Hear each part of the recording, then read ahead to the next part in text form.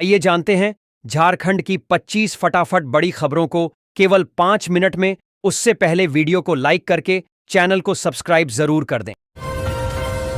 झारखंड विधानसभा में शोक की लहर, धर्मेंद्र से लेकर रुंगटा तक 15 हस्तियों को दी गई श्रद्धांजलि। झारखंड विधानसभा के शीतकालीन सत्र के पहले दिन अध्यक्ष महोदय ने कई दिवंगत विभूतियों के प्रति शोक व्यक्त किया।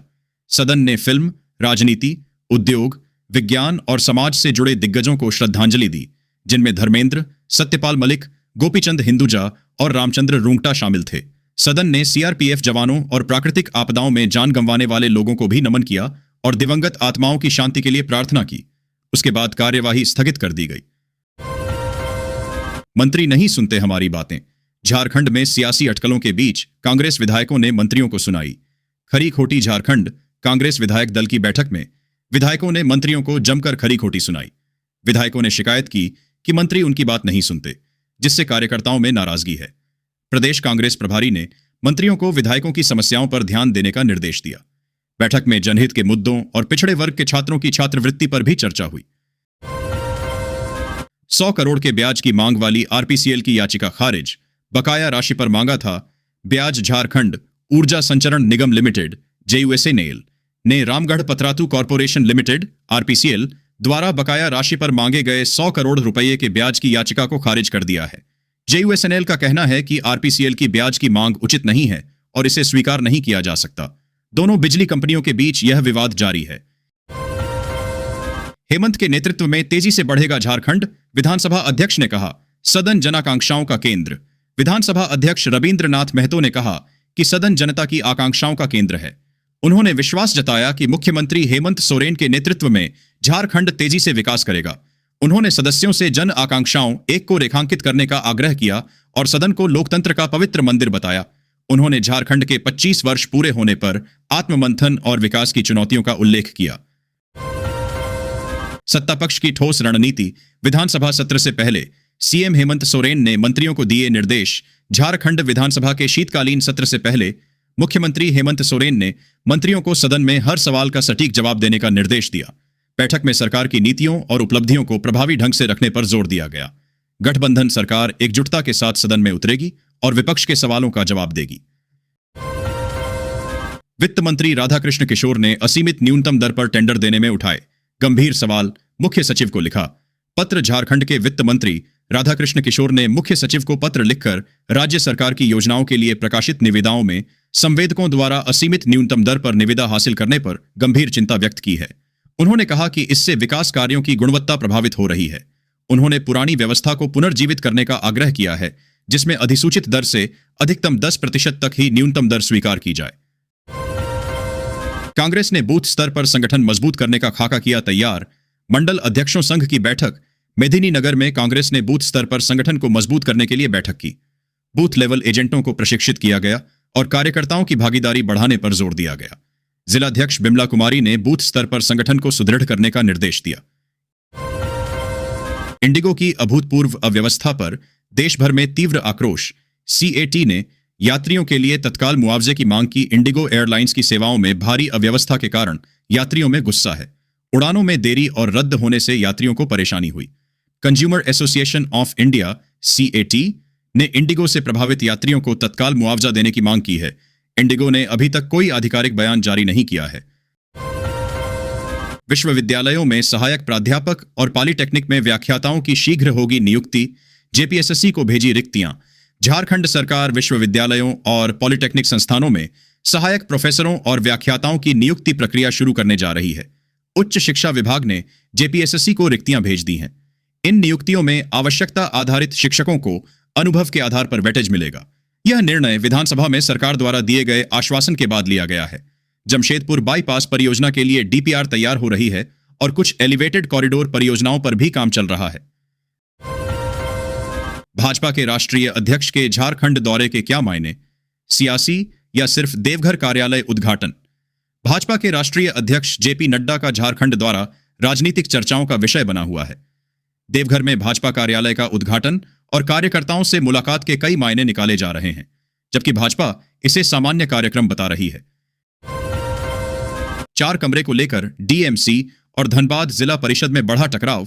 अध्यक्ष ने नगर आयुक्त को भेजा नोटिस, प्रतिमाह 5,000 रुपए वसूलने की चेतावनी। धनबाद नगर निगम और जिला परिषद के बीच 4 कमरों के स्वामित्व को लेकर विवाद बढ़ गया है। जिला परिषद के चेयरमैन ने नगर आयुक्त को नोटिस भेजकर हर महीने 5,000 रुपए वसूलने की चेतावनी दी है। दोनों संस्थाएं कमरों पर अपना अपना दावा कर रही हैं, जिससे टकराव की स्थिति बनी हुई है। 12 जिलों की महिलाओं को इस दिन मिलेंगे 16वीं 17वीं किस्त के 5,000 रुपए, लिस्ट जारी। झारखंड की महिलाओं के लिए चलाई जा रही मुख्यमंत्री मनिया सम्मान योजना इस समय फिर से चर्चा में है, क्योंकि हाल ही में 15वीं किस्त जारी होने के बाद अब महिलाओं को 16वीं और 17वीं किस्त की राशि एक साथ मिलने वाली है। विभागीय जानकारी के अनुसार इस बार महिलाओं के खाते में सीधे 5,000 रुपए भेजे जाएंगे और यह राशि 15 दिसंबर से 20 दिसंबर के बीच जमा होगी। फ्री राशन के साथ मिलेंगे 1,000 रुपए की बड़ी राहत। भारत में बढ़ती महंगाई ने आम जनता, विशेष रूप से गरीब और मध्यम वर्गीय परिवारों की आर्थिक स्थिति को काफी प्रभावित किया है। खाद्य पदार्थों की कीमतें लगातार बढ़ रही हैं, जिससे हर महीने परिवारों के बजट पर भारी दबाव पड़ रहा है। गेहूं, चावल, दाल, तेल और अन्य आवश्यक खाद्य सामग्री की बढ़ती कीमतों ने गरीब परिवारों के लिए 2 वक्त की रोटी जुटाना भी मुश्किल बना दिया है। खासकर दिहाड़ी मजदूर, छोटे किसान और अनियमित आय वाले परिवार इस महंगाई से सबसे अधिक प्रभावित हुए हैं। ऐसे में कई परिवारों को अपने मासिक खर्चों में कटौती करनी पड़ती है और कभी-कभी आवश्यक चीजों से भी समझौता करना पड़ता है। किसानों के खाते में इस दिन भेजी जाएगी 22वीं किस्त के 2,000 रुपए, लिस्ट जारी। Status check. देश भर के करोड़ों किसान परिवार अब पीएम किसान सम्मान निधि योजना के तहत मिलने वाली अगली किस्त यानी 22वीं किस्त का बेसब्री से इंतजार कर रहे हैं। हाल ही में 2025 को 21वीं किस्त सफलतापूर्वक किसानों के बैंक खातों में ट्रांसफर की गई है, जिसके बाद सरकार ने 22वीं किस्त के भुगतान की तैयारी शुरू कर दी है। यह योजना छोटे और सीमांत किसानों के लिए एक बड़ी आर्थिक सहायता है, जो हर 4 महीने में उनके कृषि और पारिवारिक खर्चों को पूरा करने में मदद करती है। देश भर के आदिवासी प्रतिनिधि पहुंचे रांची। सीएम हेमंत ने कहा, झारखंड की मिट्टी में आदिवासी अस्मिता की शक्ति। रांची में देश भर के आदिवासी प्रतिनिधियों का आगमन हुआ। मुख्यमंत्री हेमंत सोरेन ने कहा कि झारखंड की मिट्टी में आदिवासी अस्मिता की शक्ति है। उन्होंने आदिवासी समुदाय के महत्व पर प्रकाश डाला। CM Hemant Soren MP MLA court में लगाएंगे हाजिरी, समन अवहेलना। मामला मुख्यमंत्री हेमंत सोरेन को ईडी के समन की अवहेलना के मामले में रांची के एमपी एमएलए कोर्ट में पेश होना है। उच्च न्यायालय ने उन्हें 6 दिसंबर को दोपहर 2 बजे कोर्ट में उपस्थित होने का निर्देश दिया है। अदालत ने बाद की तारीखों में व्यक्तिगत उपस्थिति से छूट दी है, लेकिन आवश्यकता पड़ने पर उपस्थित होने के लिए बाध्य किया है। ईडी ने समन का पालन न करने पर शिकायत दर्ज कराई है। सिकनी में इसी महीने शुरू हो जाएगा कोयले का उत्पादन। राजस्व में होगी बढ़ोतरी। झारखंड के सिकनी में इस महीने कोयला उत्पादन शुरू होने वाला है। इस उत्पादन के शुरू होने से राज्य के राजस्व में वृद्धि होने की संभावना है। कोयला खनन की सभी तैयारियां पूरी हो चुकी हैं, जिससे राज्य के विकास कार्यों को गति मिलेगी। प्रदीप बलमुचू ने मुख्यमंत्री हेमंत सोरेन से उनके दिल्ली दौरे पर सफाई मांगी है। उन्होंने कहा कि मुख्यमंत्री की चुप्पी से भ्रम की स्थिति पैदा हो रही है। बलमुचू ने सोरेन के दिल्ली प्रवास पर सवाल उठाते हुए कहा कि मुख्यमंत्री को स्पष्ट करना चाहिए कि वे दिल्ली क्यों गए थे और वहां किन लोगों से मिले। उन्होंने राजनीतिक अस्थिरता दूर करने के लिए स्पष्टीकरण की मांग की है।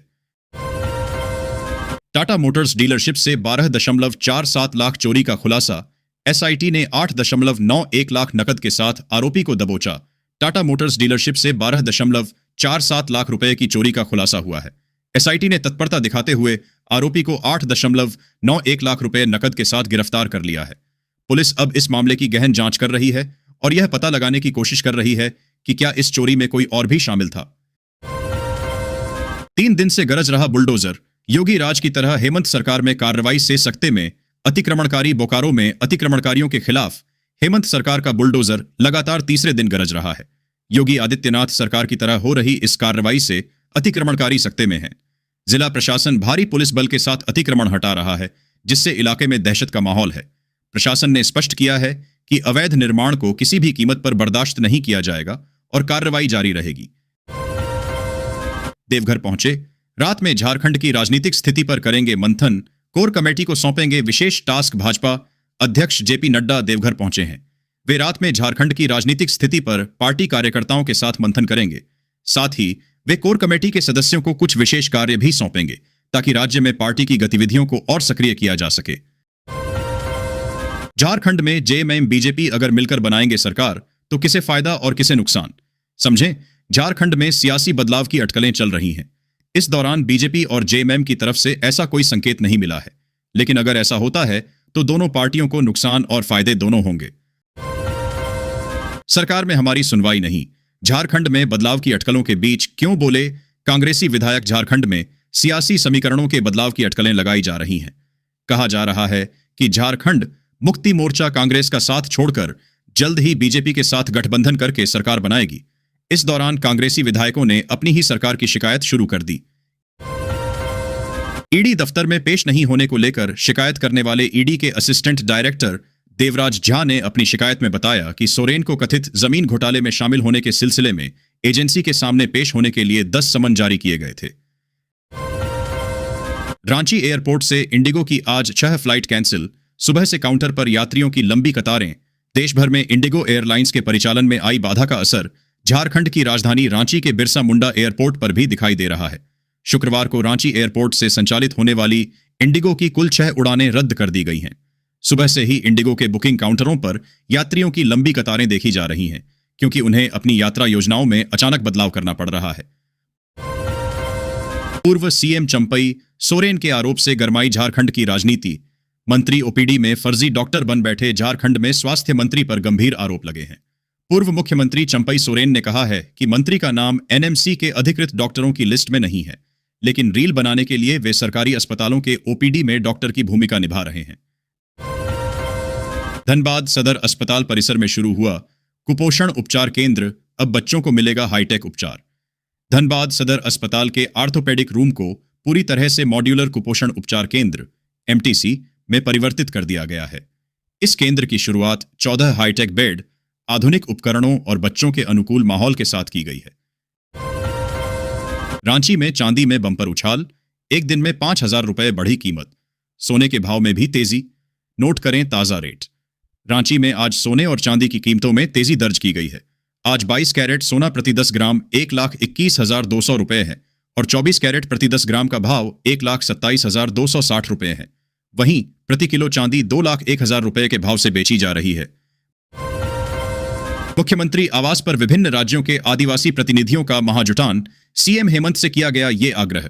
देश के विभिन्न राज्यों से आए आदिवासी प्रतिनिधियों ने मुख्यमंत्री हेमंत सोरेन से आदिवासी संघर्षों का नेतृत्व करने का आग्रह किया है। मुख्यमंत्री आवास पर जुटे आदिवासी प्रतिनिधियों ने एकजुट होकर अपने हक के लिए संघर्ष करने और सशक्त होकर आगे बढ़ने का आह्वान किया। आदिवासी प्रतिनिधियों ने हेमंत सोरेन से आग्रह किया कि देश भर में चल रहे आदिवासी संघर्षों का वे नेतृत्व प्रदान करें। विधानसभा का शीत सत्र शुरू। सरकार ने सदन में पेश किया एटीआर। झारखंड विधानसभा का शीतकालीन सत्र शुरू हो गया है। पहले दिन सदन में सामान्य कामकाज हुआ और संसदीय कार्य मंत्री ने एटीआर पेश किया। सत्र के दौरान अनुपूरक बजट पेश किया जाएगा और विभिन्न विधेयकों पर चर्चा होगी। स्पीकर ने सभापति मनोनीत किए और कार्य मंत्रणा समिति का गठन किया। सदन को राष्ट्रपति और राज्यपाल द्वारा स्वीकृत विधेयकों की जानकारी दी गई। बालू का अवैध कारोबार। अधिकारियों की मिलीभगत से फलफूल रहा माफिया राज। पलामू में अधिकारियों की मिलीभगत से सफेदपोश और बड़े कारोबारी बालू का अवैध कारोबार चला रहे हैं। जिले के कई इलाकों में नदियों से धड़ल्ले से बालू का खनन हो रहा है, जिससे सरकार को राजस्व का नुकसान हो रहा है। खनन विभाग और जिला प्रशासन इस अवैध कारोबार पर लगाम लगाने में नाकाम साबित हो रहे हैं। किरकिरी के बाद पूर्व मध्य रेलवे ने दिया ग्रीन सिग्नल। अब दक्षिण रेलवे की अधिसूचना का इंतजार।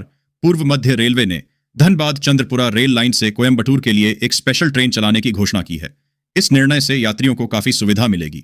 रेलवे ने यह कदम यात्रियों की आवश्यकताओं को ध्यान में रखते हुए उठाया है, जिससे उनका यात्रा अनुभव बेहतर हो सके। पहाड़ों पर बर्फबारी से कोयलांचल में बढ़ी ठंड। आज और लुढ़केगा पारा। मौसम विभाग ने किया सचेत। पहाड़ों पर बर्फबारी और हिमालयी क्षेत्र से आने वाली ठंडी हवाओं के कारण झारखंड में शीतलहर का प्रकोप बढ़ गया है। धनबाद और बोकारो में ठंड बढ़ गई है। मौसम विभाग ने तापमान में और गिरावट की चेतावनी दी है। लोगों को सावधानी बरतने की सलाह दी गई है। शीतलहर का प्रकोप बढ़ गया है। बढ़ने से जनजीवन प्रभावित हुआ है। की जमीनी हकीकत। लेन देन में 82% लोग ऑनलाइन, पर साक्षरता 30% पर अटकी। आरबीआई ने जताई गहरी चिंता। भारत में डिजिटल लेन देन तेजी से बढ़ रहा है, पर डिजिटल साक्षरता की गति धीमी है। आरबीआई ने इस पर चिंता जताई है क्योंकि 82% लोग डिजिटल लेन देन का उपयोग कर रहे हैं, लेकिन केवल 30% लोग ही इसके बारे में जागरूक हैं। आरबीआई ने धोखाधड़ी से बचने के लिए डिजिटल साक्षरता को बढ़ावा देने की आवश्यकता पर बल दिया है। वन क्षेत्र पदाधिकारी प्रारंभिक परीक्षा का निकला रिजल्ट। 2219 अभ्यर्थी सफल। झारखंड लोक सेवा आयोग ने वन क्षेत्र पदाधिकारी की प्रारंभिक परीक्षा का परिणाम घोषित कर दिया है। कुल 2219 उम्मीदवार सफल हुए हैं। परिणाम आयोग की वेबसाइट jpsc.gov.in पर उपलब्ध है। सफल उम्मीदवार अब मुख्य परीक्षा में भाग लेंगे, जिसकी तिथि जल्द ही घोषित की जाएगी।